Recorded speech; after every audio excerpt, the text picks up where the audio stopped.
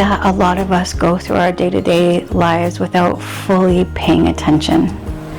Without fully paying attention to what's going on around us, what's going on with us or inside of us even.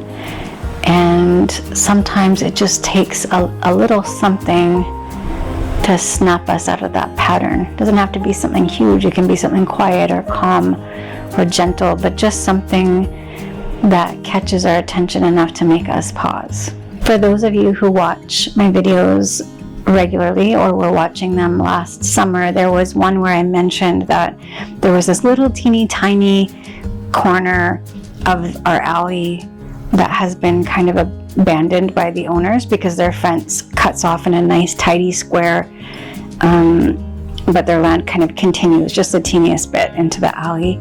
And there's some boxes that were left there that some children many years ago were growing things in, and I decided to plant my extra seedlings in there because I had planted many seedlings and way more of them survived than I was expecting them to.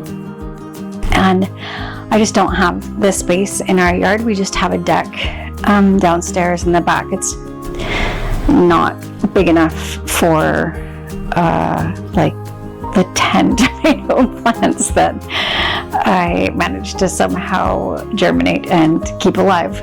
So I kept most of them in our yard, much to my girlfriend's dismay, but I also planted some of the leftovers at the end of the alley in these boxes, along with, I think, a squash that never grew any fruit. It blossomed, but it didn't bear any fruit finally. And what else? I don't know, nasturtiums and maybe some other flower. Anyway, I basically planted them for the squirrels because I couldn't bring myself to let them just die. So there you have it. I didn't water them very often. I didn't take the best care of them, but I figured at least they had a chance to survive down there. And as it turns out, something really beautiful happened because of it. A neighbor told me that her baby, who couldn't have been much more than a year old because he just turned 2, he would stop and pick the little tomatoes and the flowers, and each time they walked by on the way to or from daycare, he wanted to just check the plants and check for flowers and stuff, which I just found so adorable. It just melted my heart. So even though I was not planning to use that space again this year, because it really is a hassle to drag buckets of water down there to water it and to keep an eye on it and stuff, I couldn't help myself. So this year I actually went and cleaned up a bunch of the weeds, and my girlfriend cut back a bit of the tree branches because it didn't get a ton of sun, and I cleaned up the boxes and I painted them. On one side I did like a night garden with fireflies. Well, I tried. It doesn't look like fireflies. It looks like a night wasp. I don't know. It just looks like a bug on a box. But the other side, I painted his name and some sunshine and flowers and stuff, and wished him a happy day. So every day when he walks by it on his way to daycare, he sees a painted message to him telling him to have a great day. And I planted again tomatoes, even though I don't really think he likes tomatoes. I think he picked one of them and then he spat it out and he was more focused on the flowers. But I planted tomatoes and some little mini cucumbers. I think he likes cucumber. And I also planted him strawberries and then a whole bunch of flowers. So they're all just very baby plants still. But I know that the day after I set it all up and painted it and everything, on his way to daycare, he saw it in the morning. And his mom sent me a picture and I just about cried on the metro. It was so cute. And the reason why I'm talking about this is because I realized that little Hugo, who was barely over a year old, actually noticed that something had changed in his alley. Somehow he noticed in these piles of overgrown weeds and tall lilies that in these crusty old falling apart boxes that are just leaking earth everywhere, he just happened to notice there was some new little tomato seedlings. And he just happened to notice some little teeny tiny flowers, and after that he was looking for them. And I think it could do some of us some good to relearn how to pay attention. Pay attention and start noticing more what we're actually drawn to. Not just what we're used to doing or what's familiar, but what's actually calling to us. What do we actually want? What do we actually need? What are we actually feeling?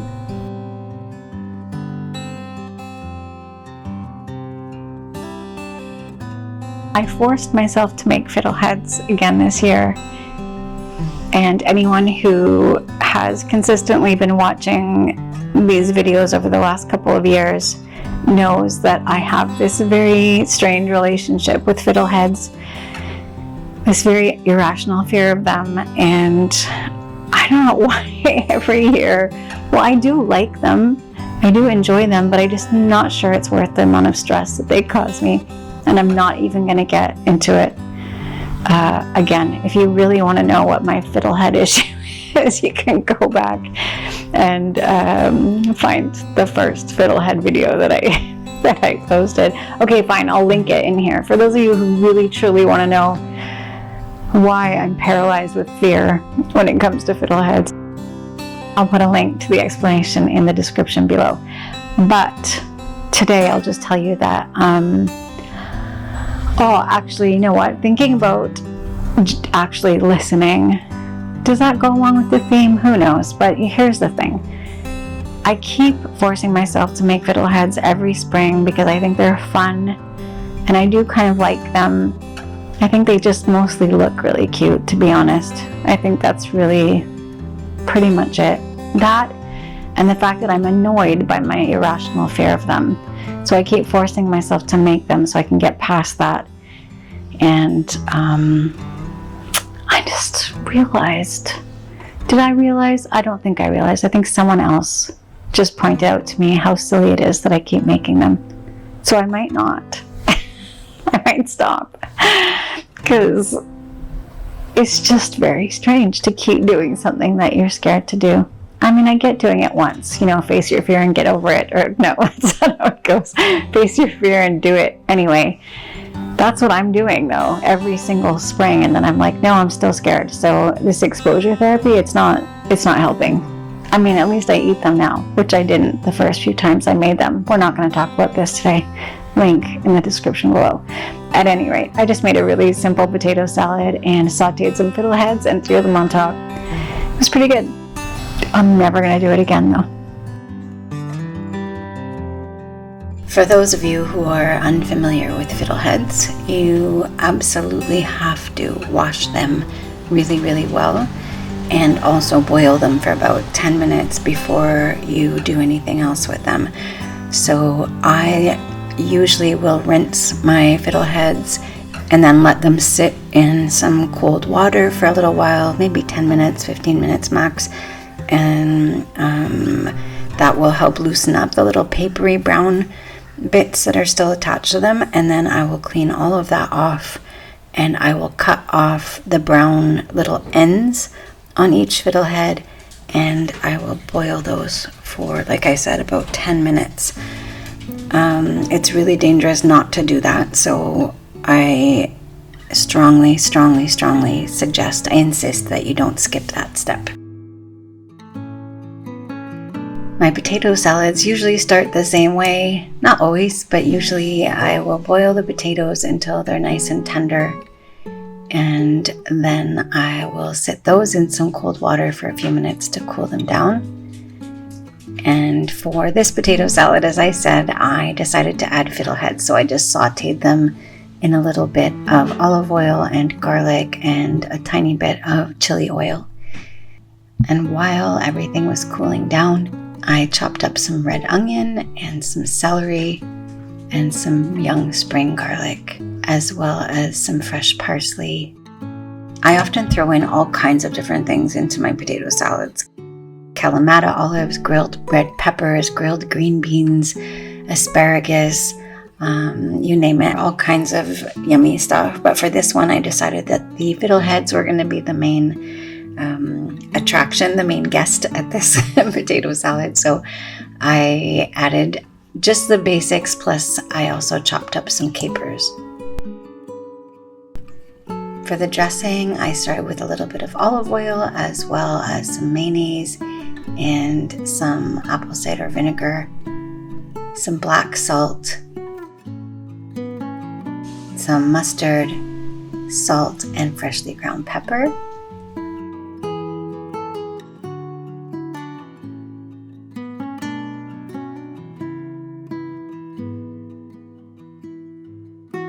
And I added all of that to my chopped veggies and mixed that together. And once my potatoes were cool, I added those to the veggies and just kind of banged those around in there until they were nice and, I don't know what the word is, smashed. I don't like my potato salad too pureed. I like it to still have like some good chunks of potato left in them. So that's how I do it, but you do it the way you want to do it. And it is as simple as that. I added the fiddleheads at the very end. I just laid them on top of the potato salad because they're a bit fragile and I didn't want them getting all smushed up if I mixed it all together. So I just laid those on top of the potato salad. And honestly, like I said before, the main attraction for me to fiddleheads is how cute they are. So might as well just lay them on top and let them be the star.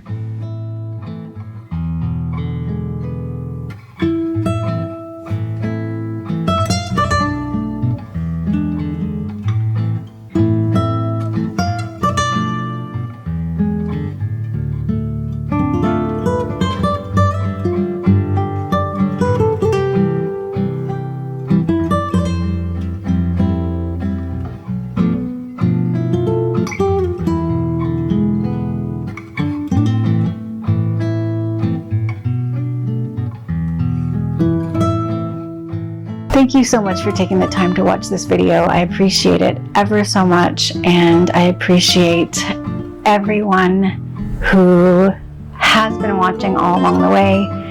I appreciate you even if this is the first time that you've come across me. If you are a Patreon subscriber, a Substack subscriber, I just can't thank you enough for contributing, for being a part of it, and for helping to make this possible. So thank you, thank you, thank you. And if you are someone who would like to work one-on-one with me for naturopathy, I work with patients live here in Montreal at the clinic and also online. So if you don't live nearby or you can't make it down in person, I do see people online also. So the booking link is in the description below, along with the explanation of why I find fiddleheads terrifying.